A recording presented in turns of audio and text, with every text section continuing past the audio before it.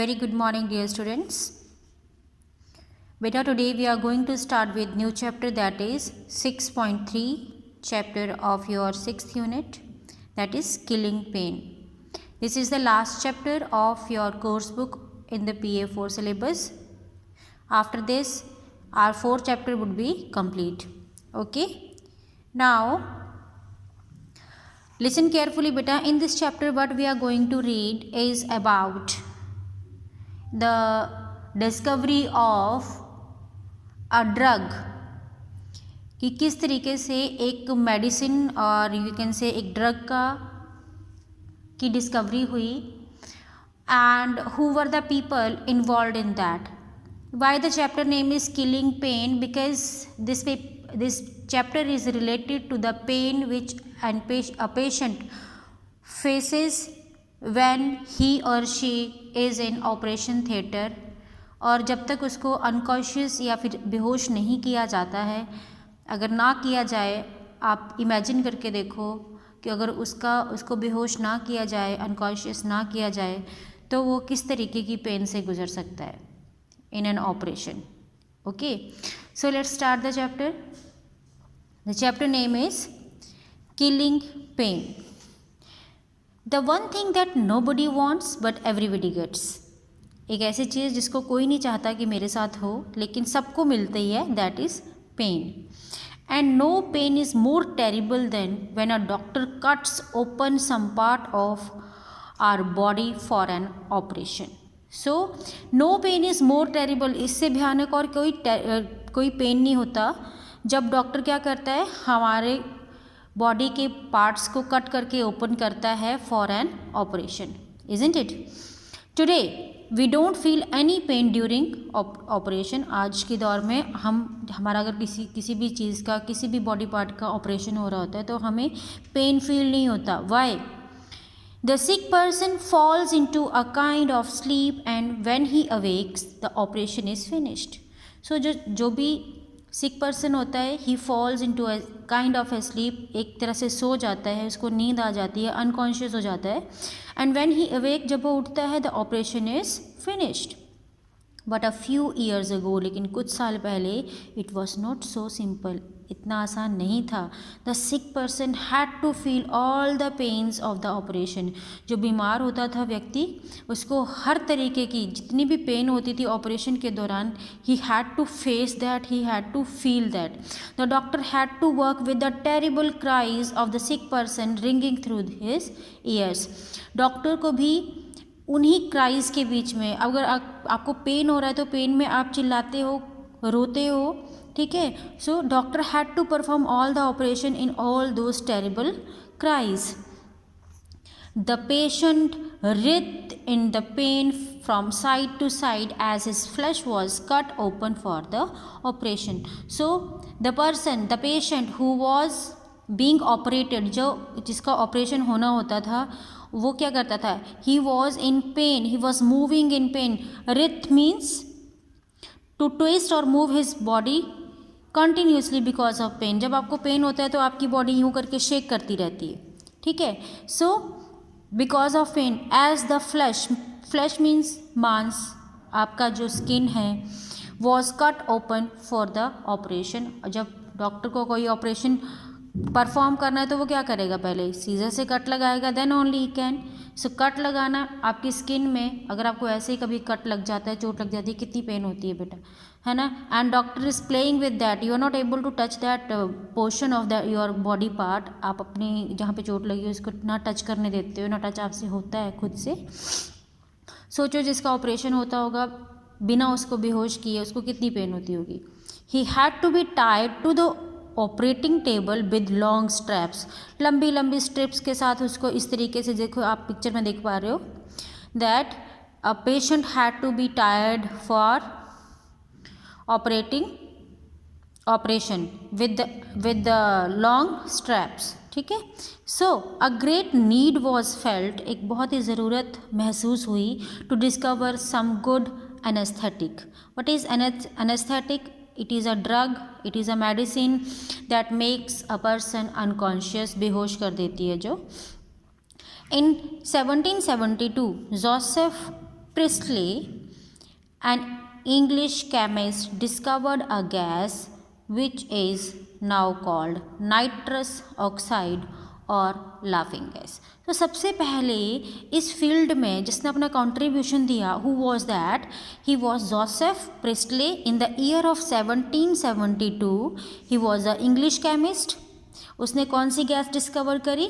Nitrous oxide, और आज की डेट में उसको लाफिंग गैस भी बोलते हैं।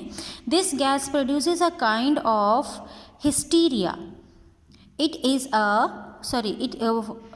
a kind of hysteria. It is a state in which a person loses control of his emotions and start crying or laughing. इसमें क्या होता था? ये इस तरीके का इफ़ेक्ट प्रोड्यूस करता था। This gas produces a kind of hysteria. Hysteria is a kind of reaction on the person, ठीक है। तो ऐसा एक हिस्टीरिया प्रोड्यूस करता था जो कि जब जिस पर्सन को आप लाफिंग गैस दे देते थे, ही कांट कंट्रोल हिज, अगर वो रोना स्टार्ट करता था तो रोता रहता था, अगर हंसना स्टार्ट करता था हंसता रहता था, ठीक है।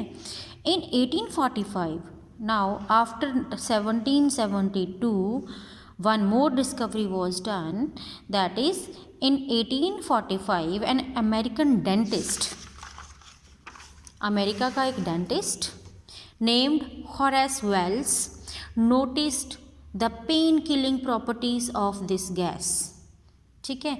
उसने इस गैस की पेन किलिंग जो प्रॉपर्टीज़ हैं वो डिस्कवर करी, नोटिस करी, and he decided to try an experiment on himself.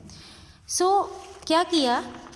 C Joseph Priestley he discovered a gas. उसने एक गैस की खोज कर दी कि ऐसी भी कोई गैस है जिसमें पर्सन क्या करता है, या तो रोता रहता है या हंसता रहता है, मतलब उसको दो ही कॉन्शियस रहती हैं, या तो रोता रहता है या हंसता रहता है, ठीक है। फिर अब ये तो डिस्कवर हो चुकी थी गैस, उसके बाद इसका use for killing the pain, pain को किल करने के लिए किसने किया? एक अमेरिकन डेंटिस्ट थे, उनका नाम था Horace Wells. So he notice the pain killing properties of this gas. उसने सोचा कि इससे ना हम गैस जो हमारी पेन होती है हमें ऑपरेशन के दौरान, उसको हम किल कर सकते हैं इस गैस की मदद से। So he decided to try an experiment on himself. खुद पे एक्सपेरिमेंट करने का डिसाइड किया उसने। He asked a friend to help him, okay. Wells inhaled some of the gas, inhale किया उसने, अंदर ले ली, इनहेल मतलब to breathe in, and his friend pulled out one of Wells teeth. तो उसके फ्रेंड ने क्या किया? वेल का एक टीथ निकाल दिया। Wells felt no pain at all, उसको कोई भी पेन नहीं हुआ। He had lost a perfectly good tooth but he was delighted, ठीक है। उसका बहुत अच्छा टूथ उसने निकलवा दिया, ठीक है, जिसमें कि कोई पेन नहीं था, ना वो हिला हुआ था, लेकिन फिर भी he was delighted, he was happy, means he was not feeling any pain. Now nobody would feel any pain while having tooth pulled out, he thought. उसने क्या सोचा? अब किसी का भी मैं दांत निकालूंगा तो किसी को भी पेन नहीं होगा अगर मैं ये वाली गैस उसको दे दूंगा, ठीक है, before operating that tooth. So after some days Wells demonstrated this way of pulling out teeth to some teachers and students. अब उसने ये सेम एक्सपेरिमेंट जो खुद पे किया था, he tried on some students and some teachers. He didn't know exactly how much gas should be given and he had less than he should have.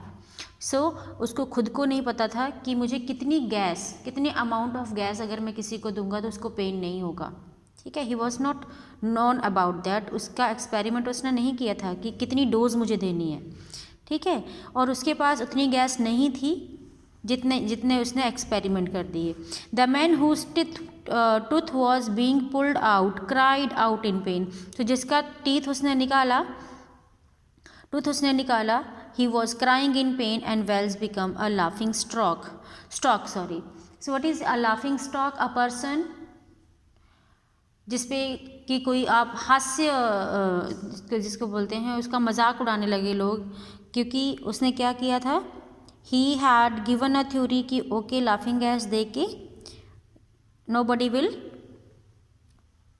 Face that pain, ठीक है, but what happened, कुछ अलग ही हो गया.